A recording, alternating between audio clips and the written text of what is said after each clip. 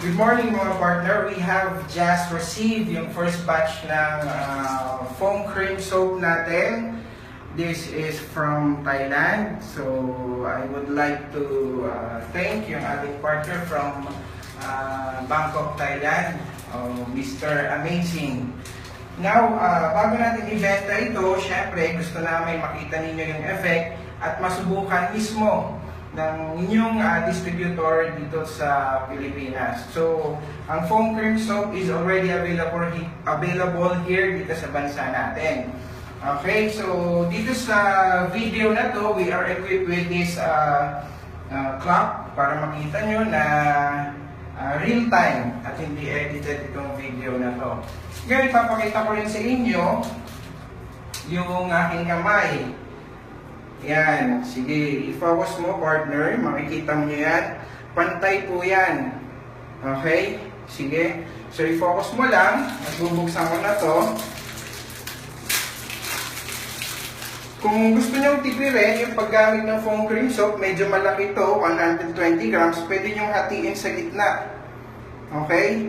So, mas wise sa paggamit para hindi masyadong magastos. Ngayon, susubukan natin dito sa aking kamay. Okay? Ayan.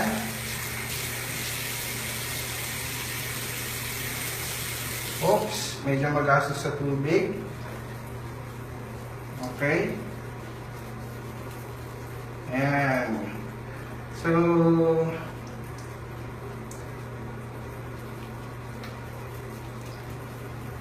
ayan.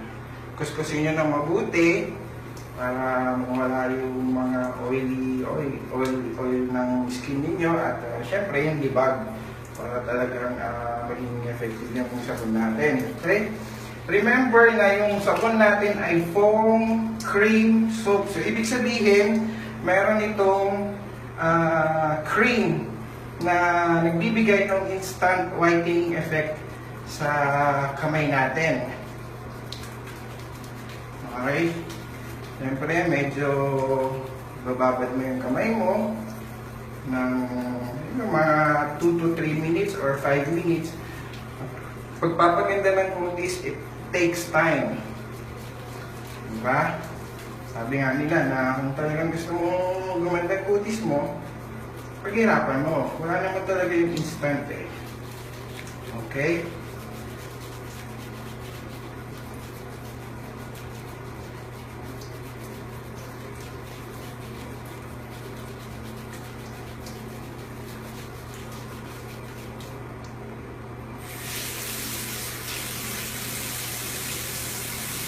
Yung siko parang kumantay, mga maitim na part.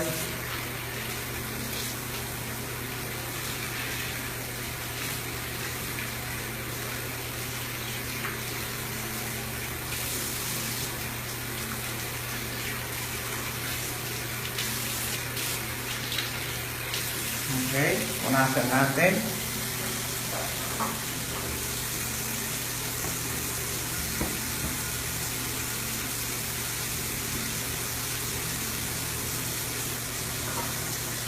Yan, tignan nyo yung effect.